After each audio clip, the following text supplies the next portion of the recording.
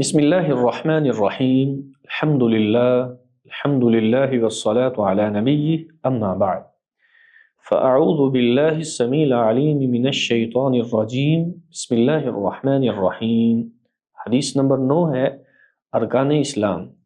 عن ابن عمر رضی اللہ تعالی عنہما، سیدنا عبداللہ ابن عمر رضی اللہ تعالی عنہما سے روایت ہے، قال، انہوں نے ارشاد فرمایا، قال رسول اللہ صلی اللہ علیہ وسلم، رسول اللہ صلی اللہ علیہ وسلم نے ارشاد فرمایا، بنی الاسلام علی خمس، اسلام کی بنیاد 5 چیزوں پہ رکھی گئی ہے۔ شہادت ان لا الہ الا اللہ، ان میں سے سب سے پہلی چیز اس بات کی گواہی دینا کہ اللہ کے علاوہ کوئی معبود نہیں ہے، وَأَنَّ مُحَمَّدًا عَبْدُهُ وَرَسُولُهُ، اور اس بات کی گواہی دینا کہ محمد صلی اللہ علیہ وسلم اللہ کے بندے اور اس کے رسول ہیں، وَإِقَامِ الصَّلَاةِ، اور نماز کو قائم کرنا، وَإِيتَاءِ الزَّكَاةِ، اور زکوٰۃ کو ادا کرنا، وَحَجِّ الْبَيْتِ، اور بیت اللہ کا حج کرنا، وَصَوْمِ رمضان، اور رمضان کے مہینے کے روزے رکھنا۔ تو اس حدیث میں رسول اللہ صلی اللہ علیہ وسلم نے اسلام کی بنیاد کو بیان فرمایا ہے۔ بنیاد وہ چیز ہوتی ہے، بیس وہ چیز ہوتی ہے جس کے اوپر پوری کی پوری چیز کی عمارت کھڑی ہوتی ہے۔ اگر بنیاد کمزور ہوگی تو عمارت دھڑام سے گر جاتی ہے۔ تو رسول اللہ صلی اللہ علیہ وسلم نے ان 5 چیزوں کو اسلام کی بنیاد اور بیس قرار دیا ہے۔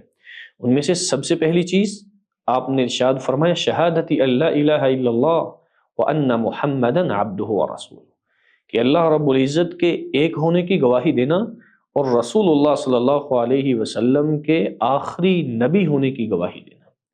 کیونکہ آپ صلی اللہ علیہ وسلم نے کلمہ لا الہ الا اللہ کی اتنی فضیلت بیان کی، آپ نے فرمایا لقنوا موتاکم بلا الہ الا اللہ، اپنے دنیا سے جانے والوں کو لا الہ الا اللہ کی تلقین کیا کرو۔ کیوں؟ من کان آخر کلامہ لا الہ الا اللہ دخل الجنہ، جس نے جاتے جاتے اپنی زبان سے آخری کلمہ لا الہ الا اللہ بول دیا، وہ جنت میں داخل ہو جائے گا۔ اور دوسری روایت میں آپ صلی اللہ علیہ وسلم نے ارشاد فرمایا تھا، من قال لا الہ الا اللہ صادقا من قلبہ دخل الجنہ، جو سچے دل سے کلمہ لا الہ الا اللہ پڑھ لیتا ہے، اللہ رب العزت نے اس کا ٹھکانہ جنت بنا دیا ہے۔ کلمے کی 2 چیزیں بیان فرمائی ہیں، لا الہ الا اللہ، محمد الرسول اللہ۔ اگر کوئی لا الہ الا اللہ پہ ایمان لائے اور محمد الرسول اللہ صلی اللہ علیہ وسلم کی رسالت کا انکار کرے، وہ مسلمان نہیں ہے، کیونکہ کلمے کی بنیاد اللہ کی وحدانیت پہ اور رسول اللہ صلی اللہ علیہ وسلم کی رسالت کے ساتھ جڑی ہوئی ہے۔ بعض لوگ آپ صلی اللہ علیہ وسلم کو خاتم النبیین نہیں مانتے۔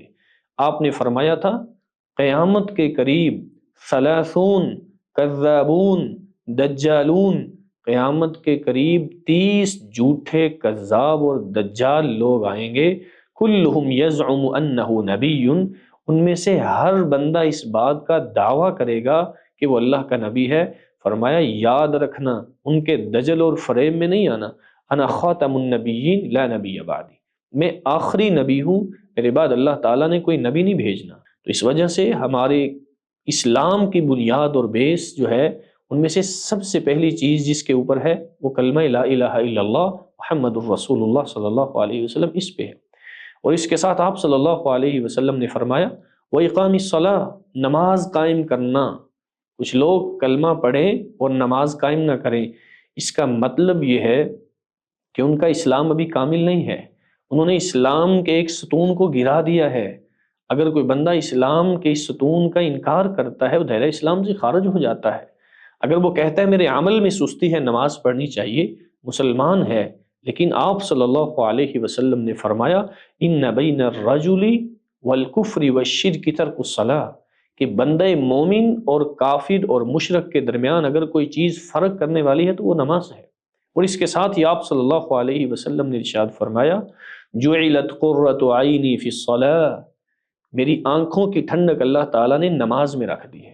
اور آپ صلی اللہ علیہ وسلم سیدنا بلال کو کہا کرتے تھے قم یا بلال، بلال کھڑے ہو جائیے، اذان کہیے، فارحنا بالصلاۃ، نماز کے ذریعے ہمیں راحت پہنچائیے، سکون پہنچائیے۔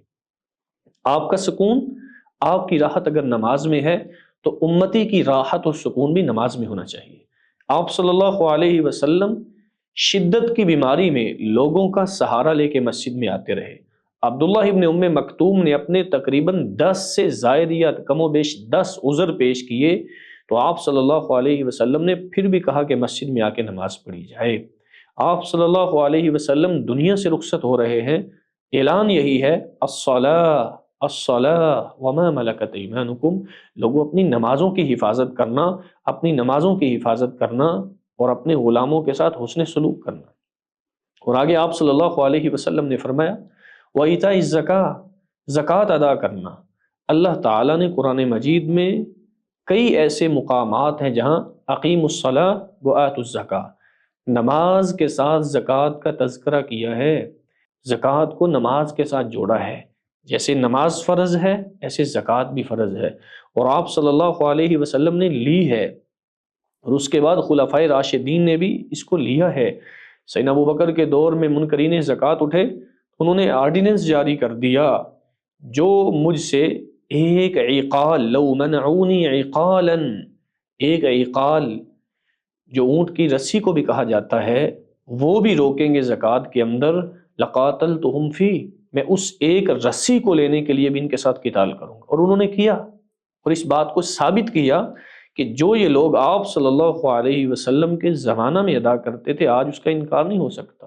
اور آپ صلی اللہ علیہ وسلم نے بڑی وعید والی روایت بیان کی، من آتاہ اللہ مالا فلم یؤدی زکاتہ مثل له یوم القیامت شجاعا اقرع له زبیبتان، کہ جس کو اللہ نے مال دیا پھر وہ اس کی زکوٰۃ ادا نہیں کرتا، قیامت کے دن اللہ تعالیٰ ایک گنجا سانپ اس پہ مقرر کریں گے جو اس کے جبڑوں اور باچوں سے پکڑ کے کھینچ کے ان کو پھاڑ دے گا اور کہے گا انا مالک انا کنزک، میں تیرا وہی مال، وہی خزانہ ہوں جس کی تو زکوٰۃ نہیں دیا کرتا تھا۔ کیا ضرورت ایسا مال رکھنے کی وہ رسا کے لیے، وہ پتہ نہیں پیچھے سے ہمارے لیے کوئی نیکی کریں یا نہ کریں، اپنی زندگی کے اندر نیکیاں کر کے جائیے۔ اور آپ صلی اللہ علیہ وسلم نے فرمایا اذا ادیت زکاۃ مالک فقد قضیت ما علیک، جب آپ اپنے مال کی زکوٰۃ ادا کر دیں گویا کہ جو اللہ کا حق آپ کے اوپر تھا آپ نے وہ ادا کر دیا۔ اور اس کے ساتھ ہی آپ صلی اللہ علیہ وسلم نے جو تیسری بات بیان فرمائی، آپ نے ارشاد فرمایا وحج البیت، کہ بیت اللہ کا حج کرنا۔ بعض لوگوں کو اللہ نے مال دیا ہوتا ہے لیکن وہ حج کی طرف نہیں جاتے، ان کو جانا چاہیے، حج کرنا چاہیے۔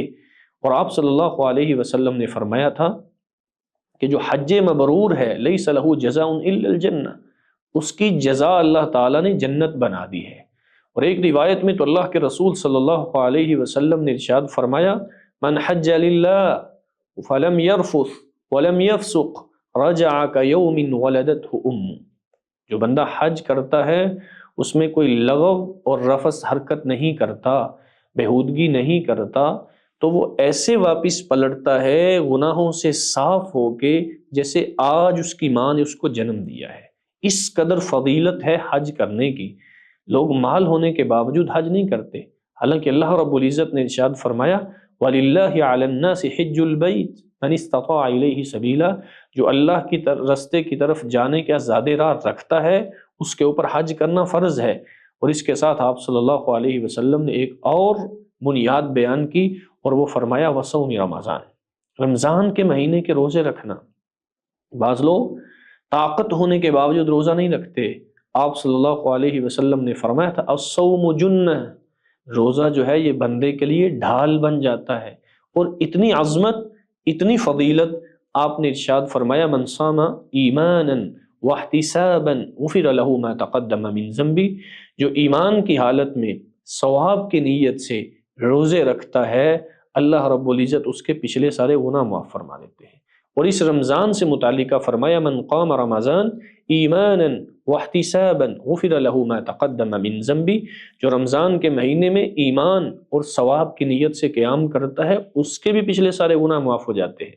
اور اس کے ساتھ آپ نے فرمایا من قام لیلۃ القدر ایمانا واحتسابا غفر له ما تقدم من ذنبی، جس کو لیلۃ القدر کی رات کا قیام حاصل ہو گیا ایمان کی حالت میں ثواب کی نیت سے، اللہ اس کے بھی پچھلے سارے گناہ معاف فرما دیتے ہیں۔ اس حدیث میں تو کمال ہی ہو گئی کہ آپ صلی اللہ علیہ وسلم نے فرمایا کہ سارے اعمال فرشتے لکھ رہے ہیں، ان کی جزا فرشتے لکھ رہے ہیں، لیکن جب روزے کی باری آتی ہے تو اللہ فرماتے ہیں فرشتوں قلم روک دو، الصوم لی وانا اجزی بہ، میرے بندے نے روزہ خالص میرے لیے رکھا ہے اور اس کی جزا بھی میں اللہ خالص اس کو عطا فرماؤں گا۔ تو خالق و مالک سے دعا ہے اللہ رب العزت ان ارکان اسلام کے اوپر ہمیں عمل کرنے کی توفیق عطا فرمائے۔ وآخر دعوانا ان الحمد للہ رب العالمین۔